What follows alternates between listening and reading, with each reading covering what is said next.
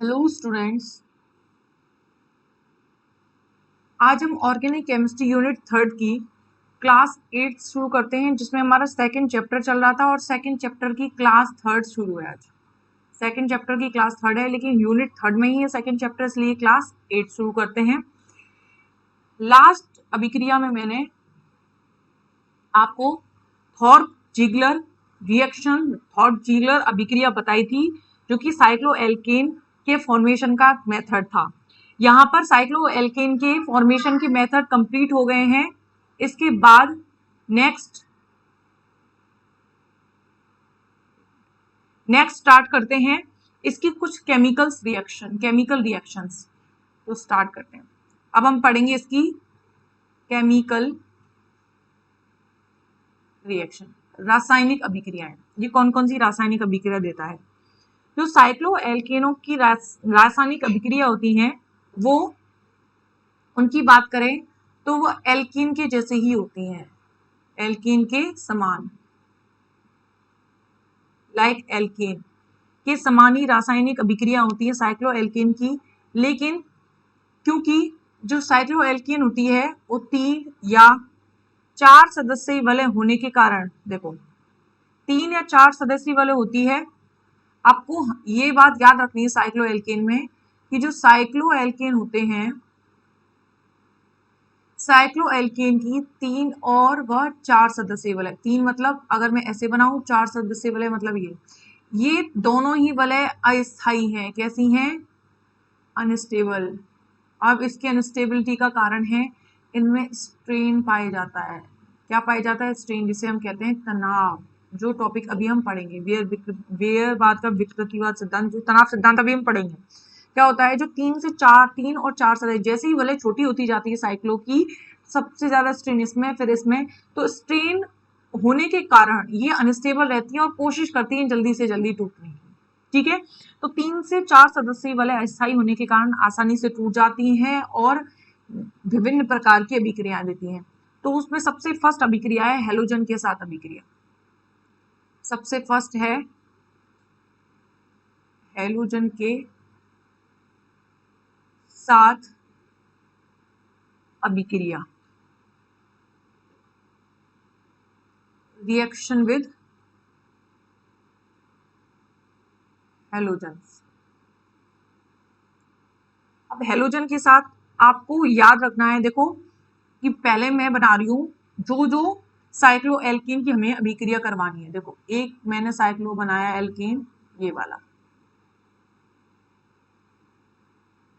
3 सदस्य है, कुछ इस तरह की स्ट्रक्चर है। ठीक है, इसके बाद मैं बनाती हूँ CH2 CH2 CH2 CH2। इन दोनों ही स्ट्रक्चर्स में क्या है? स्ट्रेन है, तनाव है, इसीलिए ये दोनों ही स्ट्रक्चर कोशिश करेंगे जल्दी से जल्दी टूटने की। जैसे ही एक कार्बन और बढ़ा देंगे, अभी मैं वो रिएक्शन और लिखूंगी, जैसे ही एक कार्बन और बढ़ा देंगे तब स्ट्रेन थोड़ा थोड़ा कम होता जाएगा और वो स्टेबिलिटी गेन करती जाएंगे, और जो 6 सदस्य वाले होती है वो थोड़ी स्टेबल होती है। ठीक है, इसलिए अब हम जैसे ही इसका हेलोजनीकरण करवाएंगे, मतलब Br2 से रिएक्शन करवाई, इसकी भी Br2 से रिएक्शन करवाई, तो कोई भी ये वाला बॉन्ड, ये वाला बॉन्ड, कोई भी बॉन्ड, चाहे ये वाला, चाहे ये वाला, चाहे ये वाला, इन तीनों में से कोई भी बॉन्ड तोड़ दो। हमने कोई एक बॉन्ड तोड़ ब्रेक किया, जैसे हम ये वाला बॉन्ड ब्रेक कर लेते हैं। जैसे ही बॉन्ड ये वाला ब्रेक किया तो क्या होगा? ये दोनों Br2 इस वाले समूह से जाके जुड़ जाएंगे, एक Br इससे जाके जुड़ जाएगा, एक Br इससे जाके जुड़ जाएगा। वलय को तोड़ना है और 2 Br को जोड़ना है। सिर्फ आपको ये याद रखना है, मैकेनिज्म नहीं है इसकी, क्रियाविधि होती तो ये रिएक्शन कैसे कंप्लीट हुई है वो प्रॉपरली समझ में आती है। जो MSc लेवल पे है, आपको यहाँ पर सिर्फ रिएक्शन याद रखनी है।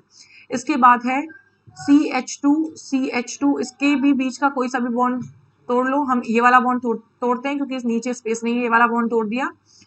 जैसे ये वाला बॉन्ड थोड़ा, एक Br यहाँ जुड़ जाएगा, एक Br यहाँ जुड़ जाएगा, हो गया इसका हेलोजनीकरण। ठीक है, अब हम एक और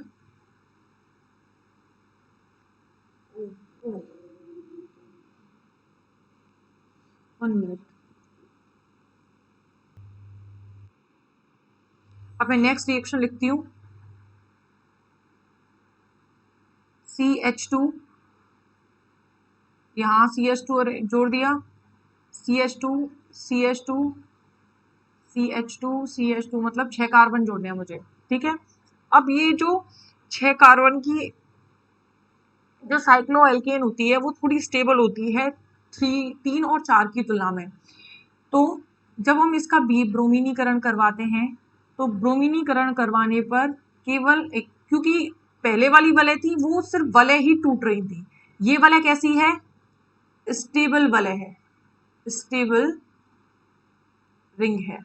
कैसी रिंग है, स्टेबल रिंग है। तो अब हम रिंग को नहीं तोड़ पाएंगे क्योंकि स्टेबिलिटी है रिंग में, स्ट्रेन नहीं है, तो रिंग नहीं टूटेगी। तो हमें हेलोजनीकरण करवाना है, तो हेलोजनीकरण कैसे होगा, ये वाला H है, ये H, ये H, ये H, कोई सा भी H यूज कर लो आप। ये H को मैंने इस तरह से यहाँ लिख दिया, यहाँ लिखा CH, ये H लिख दिया। तो यहाँ से एक H और यहाँ से एक Br, माइनस H Br निकल जाएगा, एक Br जाके इस कार्बन से अटैच हो जाएगा। इसमें हम साइकिल को नहीं तोड़ पाएंगे, इसीलिए अब मैं इसको जल्दी से ऐसे बना देती हूँ। इस 6 कार्बन है इसमें और यहाँ से क्या जुड़ गया है, Br अटैच हो गया, ठीक है। तो ये हो गया हेलोजनीकरण साइक्लोएल्केन का, जिसमें आपको याद रखना है 3 और 4 सदस्य हो तो वलय को तोड़ना है हमें। इस वाली में भी, इसमें भी हमने क्या तोड़ी है, वलय तोड़ी है।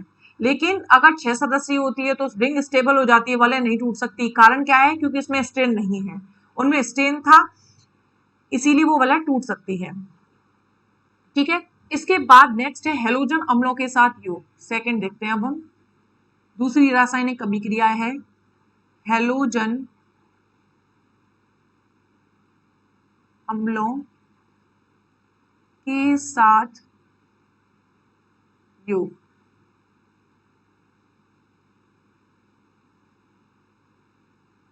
रिएक्शन विद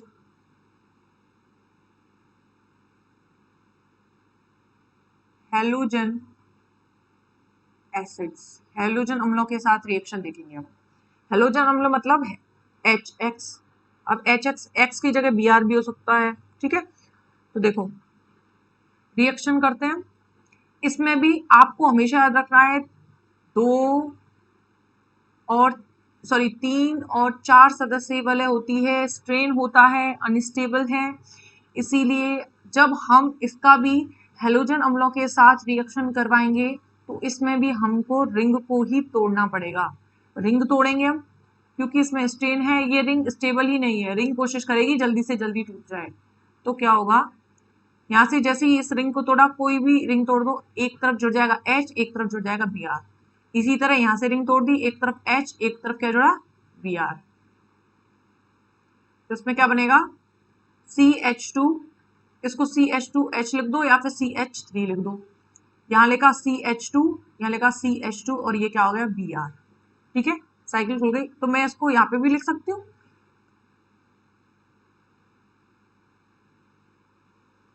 ठीक है। तो ये एलिफेटिक कंपाउंड बन गया साइक्लिक से। अब इसके बाद ये वाला बॉन्ड तोड़ा तो देखो CH2 CH2 को यहाँ H भी लिख सकते हैं या फिर 3 लिख दो, और ये क्या हो गया CH2 CH2 और ये Br।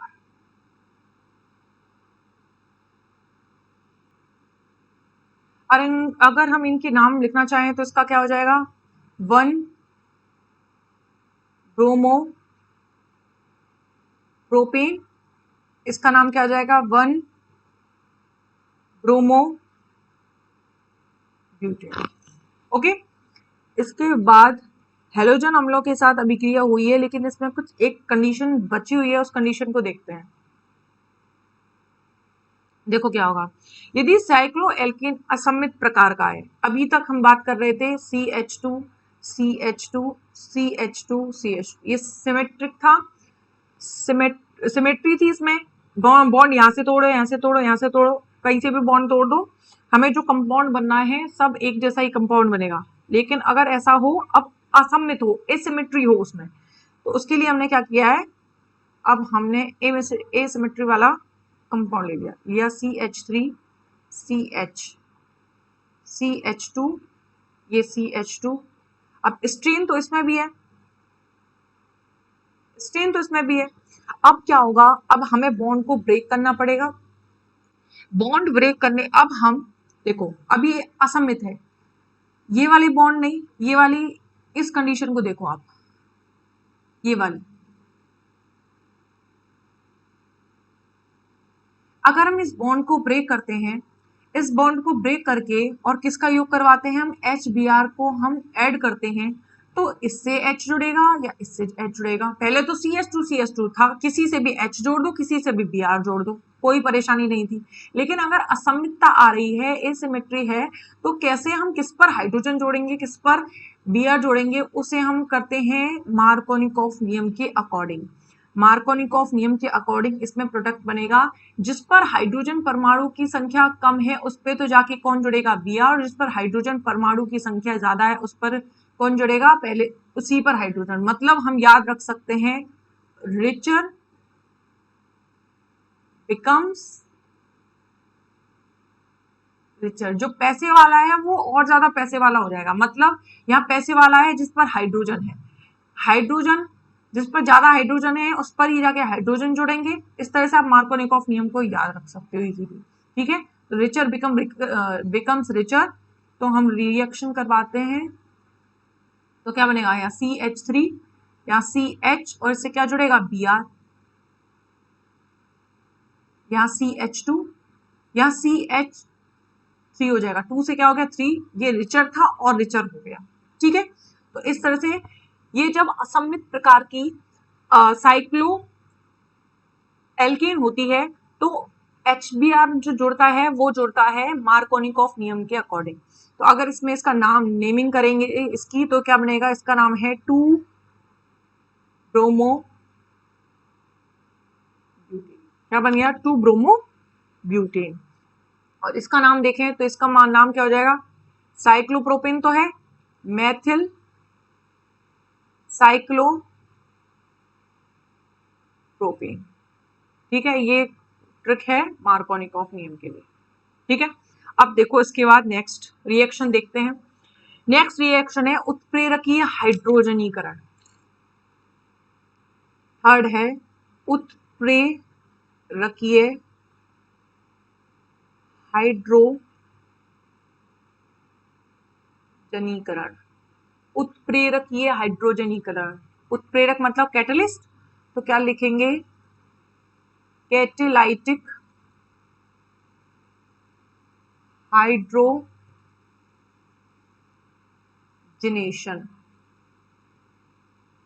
उत्प्रेरकीय हाइड्रोजनीकरण करवाना है अब हमें। देखो, उत्प्रेरकीय साइक्लो एल्केन उत्प्रेरकीय हाइड्रोजनीकृत होकर क्या बना लेता है, एल्केन। मतलब जो साइक्लिक चेन है वो एरो जो साइक्लिक था अब वो सीधी श्रृंखला में बन जाएगा। कैसे, एक एक लेकर देखते हैं। साइक्लो एल्केन, देखो CH2 CH2 CH2, याद रखना है, 3 वलय है, 3 सदस्यीय वलय है, स्ट्रेन है, टूट जाएगी। हाइड्रोजनीकरण करवाना है, मतलब हाइड्रोजन के अणु जोड़ने हैं, किसकी उपस्थिति में, निकल की उपस्थिति में होता है। निकल उत्प्रेरक कैटलिस्ट की उपस्थिति में टेम्परेचर 80 डिग्री सेल्सियस रखेंगे, तो इस स्थिति में वलय टूट जाएगी। और किसी भी यहाँ से सिमेट्री है इसमें, तो कहीं से किसी भी कार्बन से H जोड़ दो, ये वाला बॉन्ड तोड़ दो, ये वाला बॉन्ड तोड़ दो, या फिर ये वाला बॉन्ड तोड़ दो, कोई भी बॉन्ड तोड़ दो, बनेगा क्या, बनेगा CH3 CH2 CH2 और CH3। ये क्या था, साइक्लोप्रोपेन। और साइक्लोप्रोपेन के कैटलिक हाइड्रोजनेशन से क्या बन गया, N ब्यूटेन। ठीक है, इसके बाद नेक्स्ट इसी में ही रिएक्शन देखते हैं।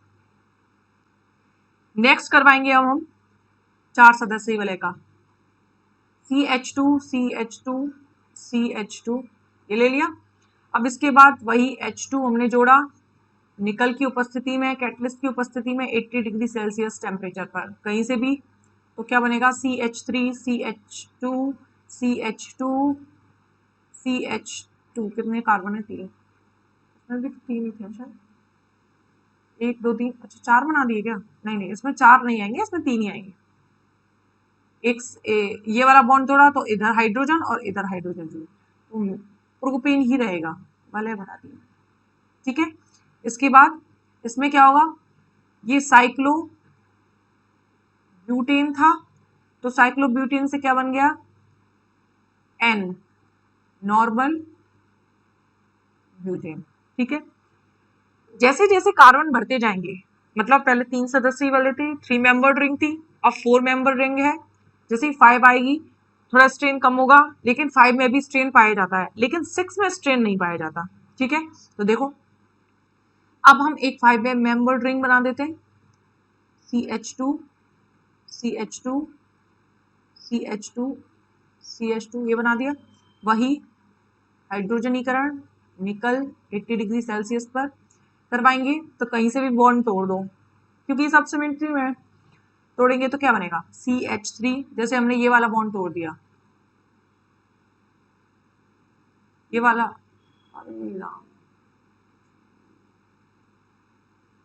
जैसे हमने ये वाला बॉन्ड ब्रेक किया, इधर H और इधर H जोड़ दिया, तो बनेगा क्या CH3 CH2 CH2 CH2 and CH3, क्या बन गया N pentane.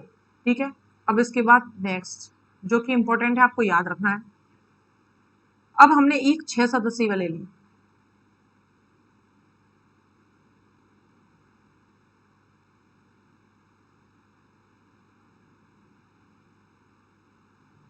Six membered ring ले ली।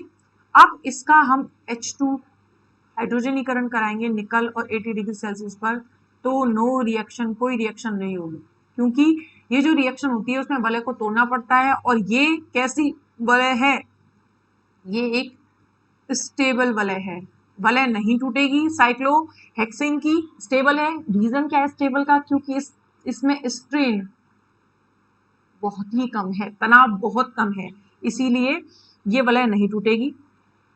इसके बाद नेक्स्ट है ऑक्सीकरण, नेक्स्ट केमिकल रिएक्शन है ऑक्सीकरण।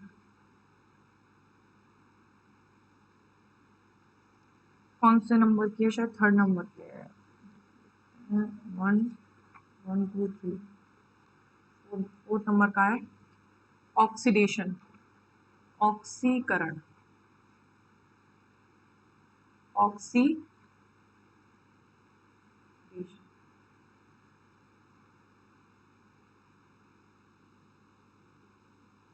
अब ऑक्सीकरण रिएक्शन में क्या होगा, ऑक्सीकरण रिएक्शन में हमें एल्केन को लेना है, साइक्लोएल्केन, जैसे मैंने ले लिया साइक्लोहेक्सेन। साइक्लोहेक्सेन वलय के बारे में बात करूं तो साइक्लोहेक्सेन की वलय बहुत स्टेबल होती है, तो ऑक्सीकरण की रिएक्शन में साइक्लोएल्केन का ऑक्सीकरण करवाएंगे, और ऑक्सीकरण के लिए हमें क्या लेना पड़ेगा, क्षारीय बेसिक KMNO4, बेसिक KMNO4 लेना पड़ेगा। और क्या लिख रही हूं मैं यहाँ, ऑक्सीकरण करवाना है मैं इसका, कितने ऑक्सीजन यूज होंगे यहाँ पे, देखो ऑक्सीकरण करवाएंगे तो एक कोई बॉन्ड ऑक्सीडेशन की कंडीशन में टूट जाएगा,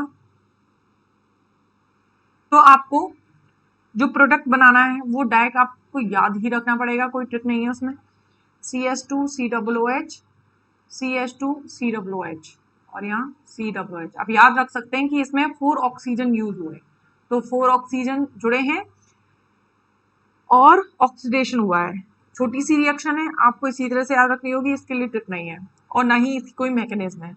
इसके बाद मोस्ट इंपॉर्टेंट रीअरेंजमेंट रिएक्शन है एक 5th नंबर की, डेमजेनोव, ये आपकी MSc लेवल तक काम आती है, तो डेमजेनोव पुनर्विन्यास MSc लेवल तक कम आएगी आपके लिए, बहुत ही इंपॉर्टेंट रिएक्शन है, अच्छे से समझना, डेमजेनोव पुनर्विन्यास अभिक्रिया, या फिर लिखें तो डेमजेनोव्स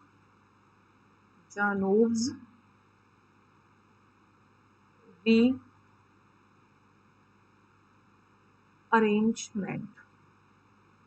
ये है डेमजेनोव पुनर्विन्यास। अब देखो पहले इसको थ्योरेटिकली समझते हैं, ये जो रिएक्शन है आपको याद रखनी है, मोस्ट इंपोर्टेंट रिएक्शन है, आगे भी आपके काम आएगी, तो अच्छे से समझना। ठीक है, इसमें चक्रीय प्राथमिक एमिनो की अभिक्रिया किसकी, मैं लिखती हूं, साइक्लिक प्राइमरी एमीन्स, इसकी अभिक्रिया HNO2 के साथ करवाई जाती है। HNO2 के साथ करवाई जाती है तो दो कंडीशन होती हैं। अभी हम सिर्फ इसको थ्योरेटिकली समझ रहे हैं।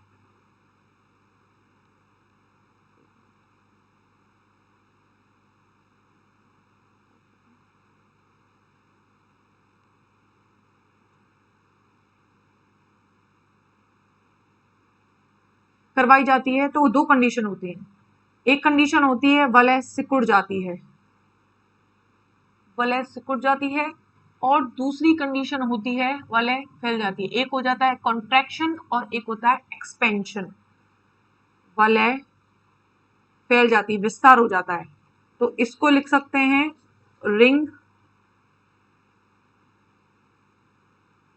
कॉन्ट्रैक्शन, और ये होती है रिंग एक्सपेंशन। तो दो तरह की रिएक्शन होती है। क्या चेंज होता है, मतलब वलय सिकुड़ेगी, वलय छोटी हो जाएगी, वलय बढ़ जाएगी। तो दो तरह की पुनर्विन्यास रिएक्शन होती है इसमें। अब वो होती कैसे हैं, कैसे ही HNO2 के जुड़ने पर भी एक बार वलय सिकुड़ रही है और एक बार वलय फैल रही है, तो उसको देखते हैं। देखो, अब सबसे पहले हम ले रहे हैं कॉन्ट्रैक्शन ऑफ, सबसे फर्स्ट वाले ले रहे हैं कॉन्ट्रैक्शन ऑफ रिंग, वलय का सिकुड़ना। ठीक है, अब वलय के सिकुड़ने के लिए अब रिएक्शन को हम लिखना स्टार्ट करते हैं। अच्छे से समझना। देखो, हमने लिया एक साइक्लोएल्केन CH2, ये लिया CH2, यहाँ पे भी लिया मैंने CH2, और ये लिया एमीन। देखो, जब मैं आपको ये रिपीट करती हूँ, जैसे ये अमोनिया है, अमोनिया के जब एक हाइड्रोजन को प्रतिस्थापित कर देते हैं, मतलब RNH2 बना देते हैं, तो ये कौन सा होता है 1 डिग्री एमीन। जब इसके एक और हाइड्रोजन को प्रतिस्थापित कर देते हैं, NHR हो गया, ये हो गया 2 डिग्री एमीन, और इसके द्वितीयक 2 डिग्री को द्वितीयक भी कहते हैं, और इसके एक और हाइड्रोजन को प्रतिस्थापित कर दिया तो वो बन गया 3 डिग्री एमीन। ठीक है, तो हमें क्या लेनी है इसमें, प्राथमिक एमीन ली मैंने आपको जब इसका थ्योरेटिकल पोर्शन समझाया था, तो साइक्लिक प्राइमरी एमीन लेनी है। तो हमें साइक्लिक प्राइमरी एमीन लेंगे, जिसमें क्या होगा, दो हाइड्रोजन होंगे और एक कार्बन के साथ बॉन्ड बना होगा, किसका, नाइट्रोजन का। तो आप ये देख सकते हैं, नाइट्रोजन के साथ दो हाइड्रोजन है, एक कार्बन के साथ। तो ये कौन सी एमीन है, प्राइमरी एमीन ली। जैसे ही अब इसकी अभिक्रिया करवाएंगे हम, रिएक्ट करवाया, मैं इधर ही लिखती हूँ क्योंकि अरेंज करके लिखती हूँ थोड़ा, HNO2 के साथ मैंने लिया ONOH। क्या है ये, HNO2 है। जैसे इसके साथ रिएक्ट करवाएंगे तो यहां से H2 और यहां से O, क्या निकल जाएगा, H2O। यहां से निकल गया H2O माइनस H2, और ये रिंग के साथ जुड़ जाएगा, तो बनेगा CH2, यहां भी CH2, यहां भी CH2, और यहां क्या आएगा, नाइट्रोजन। अब ये एक नाइट्रोजन यहां पे भी है, देखो एक मिनट,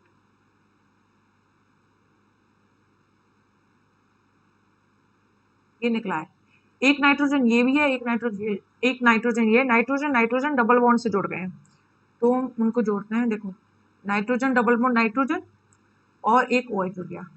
इस नाइट्रोजन ने 3 बॉन्ड बनाए, एक लॉन पेयर इस पे, इस नाइट्रोजन ने भी 3 बॉन्ड बनाए, एक लॉन पेयर इस पे।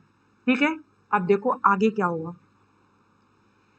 होगा, ये जो लॉन पेयर है ये शिफ्ट होगा अपनी कंडीशन से, और यहां से शिफ्ट होकर यहां एक बॉन्ड का फॉर्मेशन करेगा। दोनों इलेक्ट्रॉन दिए जाएंगे यहां बॉन्ड फॉर्मेशन के लिए। जैसे ही शिफ्ट होगा तो बनेगा क्या, वो देखते हैं। यहाँ तो बॉन्ड है, ये देखो क्या बनेगा, CH2, ये CH2 हो गया, यहाँ भी CH2। अब देखो यहाँ क्या हुआ है, जैसे ही इसने इलेक्ट्रॉन यहाँ डोनेट किए अब बॉन्ड बनाने के लिए, इस पर क्या आ जाएगा, प्लस चार्ज। या फिर याद रखो, जैसे यहाँ तीसरा बॉन्ड बन जाएगा, तीसरा बॉन्ड बनेगा तो 3 और 1 4 बॉन्ड हो गए, और नाइट्रोजन पर ऑब्वियसली क्या आ जाएगा, प्लस चार्ज। तो नाइट्रोजन पे क्या आ गया, पॉजिटिव चार्ज, 3 बॉन्ड बन गए नाइट्रोजन पे, इधर लॉन पेयर है। अब आप कहोगे इस नाइट्रोजन ने भी तो 4 बॉन्ड बनाए हुए हैं, फिर भी इस पर क्या है, इस पर पॉजिटिव चार्ज नहीं है क्योंकि इसके लोन पेयर अभी इसके पास हैं, जिसे हम इन लोन पेयर्स को हम किस रूप में लिख सकते हैं कि इस पर एक माइनस चार्ज है। ठीक है, अब देखो, अब नाइट्रोजन पे क्या आ गया है प्लस, तो नाइट्रोजन कोशिश करेगा मेरा पॉजिटिव चार्ज खत्म हो जाए। ये तो बॉन्ड बना है, ये बॉन्ड तो अभी फॉर्म किया है ये वाला, तो इसको तो तोड़ेगा नहीं, बॉन्ड यहां से टूटेगा। बॉन्ड के इलेक्ट्रॉन इस पे गए, इस पे क्या आएगा, इस पे गए, इस पे क्या आएगा माइनस, और इस पे क्या आ गया प्लस। अब जैसे ही हमें N2 का निष्कासन करना है, अब इसके भी 4 बॉन्ड बने हुए हैं, तो चौथा बॉन्ड तो इसका भी तोड़ेंगे। जैसे ही ये बॉन्ड टूटेगा, FON, ऑक्सीजन की इलेक्ट्रोनेगेटिविटी ज्यादा होती है, बॉन्ड के इलेक्ट्रॉन इस पर गए, इस पे माइनस और इस पे क्या आएगा प्लस। ठीक है, इसके माइनस से इसका प्लस कट गया, इसके माइनस से इसका प्लस कट गया, क्या निकल गया -N2, और ये प्लस और ये माइनस OH ये आपस में जुड़ जाएंगे। तो मैं इनको अटैच कर देते हैं, CH2 CH2 CH2 CH2। ठीक है, और यहां मैंने जोड़ दिया OH। ठीक है, N2 का निष्कासन कर चुके हैं हम। अब देखो ये वाले सिकुड़ेगी कैसे, देखो बॉन्ड ब्रेक करेंगे। बॉन्ड कौन कौन से ब्रेक होंगे, एक बॉन्ड ब्रेक, सिर्फ बॉन्ड ब्रेकिंग वाला सिस्टम आप याद रखोगे तो इजीली आप कॉन्ट्रैक्शन ऑफ रिंग कर दोगे। ये वाला बॉन्ड ब्रेक करना है और दूसरा बॉन्ड ब्रेक करना है ये वाला। ये बॉन्ड तोड़ा, बॉन्ड के इलेक्ट्रॉन इस पे गए माइनस और इस पे गया, इस पे आ गया प्लस। इस बॉन्ड को तोड़ेंगे तो हम इस तरह से भी याद रख सकते हैं, ये बॉन्ड टूटेगा इसके साथ, ये बॉन्ड जाके यहाँ अरेंज हो जाएगा, कैसे भी याद रख लो। देखो, पर इसको हम प्लस माइनस में कर देते हैं जिससे हमें याद करना थोड़ा आसान हो जाएगा रिएक्शन। देखो ये माइनस ये प्लस, अब प्लस जाके माइनस से जुड़ेगा तो ये OH जाके किससे जुड़ेगा, ये देखो ये OH जाके जुड़ेगा इस वाले कार्बन से, और ये जाके यहाँ बॉन्ड बना लेगा। तो क्या बनेगा, देखो मैं इस वाले बॉन्ड को तो तोड़ देती हूँ और इसके बीच में बंद बना देती हूँ, तो मैंने बना दिया CH2 CH2, यहाँ भी CH2, ये बॉन्ड फॉर्मेशन कर दिया। अब ये CH2 है, ये CH2 है, इस CH2 के साथ क्या जुड़ा है OH। अब देखो पहले रिंग थी 4 कार्बन की, अब है 3 कार्बन की, तो रिंग का क्या हो गया कॉन्ट्रैक्शन हो गया, इसी को बोलते हैं कॉन्ट्रैक्शन ऑफ रिंग। ठीक है, अब किसमें कॉन्ट्रैक्शन होगा और किसमें एक्सपेंशन होगा ये मैं रिएक्शंस के कंप्लीट होने के बाद समझाऊंगी। देखो अब मैं लिखती हूं दूसरी कंडीशन,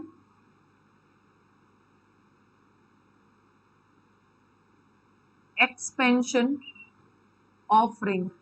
अब हमें वलय का विस्तार करना है।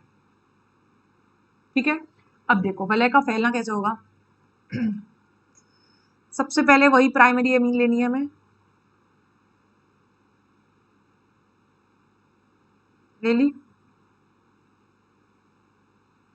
अब आपको दोनों में क्या अंतर रखना है, वही 2 हाइड्रोजन 1 कार्बन। आपको अंतर ये रखना है कि जब वलय का फैलना एक्सपेंशन होगा, फैलना में हिंदी में भी लिखती हूँ, जब वलय का फैलना वाली कंडीशन होगी तो एमीन वलय के साथ डायरेक्ट नहीं जुड़ेगा, एक कार्बन के द्वारा जुड़ेगा, और जब वलय सिकुड़ेगी तो एमीन वलय के साथ डायरेक्ट जुड़ा है, ये आपको याद रखना है। इसी कंडीशन के बारे में कह रही थी कि मैं रिएक्शन कंप्लीट होने के बाद बताऊंगी, इसको मैं दोबारा रिपीट कर दूंगी, पहले रिएक्शन करते हैं कंप्लीट। ठीक है, वही सबसे पहले किसकी अभिक्रिया करवाई, प्लस HNOH HNO2 की। जैसे ही HNO2 के साथ अभिक्रिया होगी HNO2 ऑक्सीजन आएगा यहाँ, तो क्या निकल गया है यहाँ से H2 माइनस H2O रिलीज हो गया, ये बना दिया। अब हम बना देते हैं CH2 CH2 CH2, ये भी CH2, यहाँ क्या आ जाएगा CH2, छोटा बनाती हूँ स्पेस कम हो रहा है,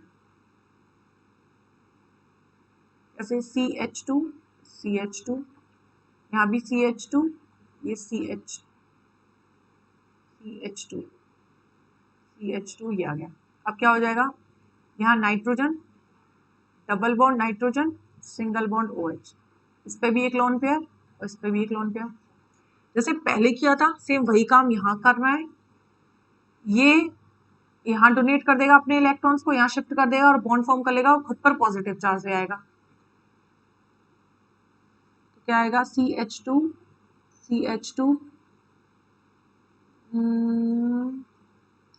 ये भी CH2। अब नाइट्रोजन पर यहाँ क्या आ गया, पॉजिटिव चार्ज, ट्रिपल बॉन्ड बन गया और यहाँ लोन पेयर है, इसका मतलब क्या है, इसमें नेगेटिव चार्ज है और OH। अब क्या कोशिश की जाएगी कि मेरा पॉजिटिव चार्ज हट जाए जल्दी से, तो ये वाला बॉन्ड टूटेगा, भाई N2 निकालना है हमें। बॉन्ड के इलेक्ट्रॉन इस पे गए, इस पे माइनस और इस पे प्लस, ये वाला बॉन्ड टूटेगा, बॉन्ड के इलेक्ट्रॉन इस पे ही जाएंगे, इस पे माइनस और इस पे प्लस, इसके प्लस से इसका माइनस गया, इसके माइनस से इसका प्लस गया, क्या निकल गया, N triple bond N, minus N2 निकल चुका है, माइनस N2 निकल गया। तो लिखो CH2 और ये जाके ये हाइड्रोजन इस ये CH2 और ये OH आपस में बॉन्ड फॉर्म कर लेंगे, तो CH2 OH और यहाँ आ गया CH2 आ गया। अब क्या होगा, वही बॉन्ड को याद रखना है कि बॉन्ड कहाँ कहाँ से ब्रेक हो रहे हैं जिससे हम वलय को एक्सपेंस कर सकें, एक्सपेंशन कर सकें। तो देखो बॉन्ड कौन कौन से टूटेंगे, एक बॉन्ड टूटेगा ये वाला, क्योंकि वलय कब फैलेगी, ये 4 कार्बन की अगर मैं इसको और जोड़ लूं तो वलय फैल जाएगी। तो पहले ये वाला कार्बन, ये इन दोनों के बीच में बॉन्ड तोड़ना है और इन दोनों के बीच में बॉन्ड तोड़ना है। तो इस पे माइनस, इस पे प्लस, इसमें क्या करेंगे, इस पे माइनस ले आएंगे जिससे ये इसके साथ जुड़ सके और इस पे क्या आ जाए, प्लस। अब ये प्लस प्लस वाले तो जुड़ेंगे नहीं, ये दोनों आपस में जुड़ेंगे, इसके बीच में बॉन्ड बन जाएगा और ये जाके, मैं कलर यूज करती हूँ,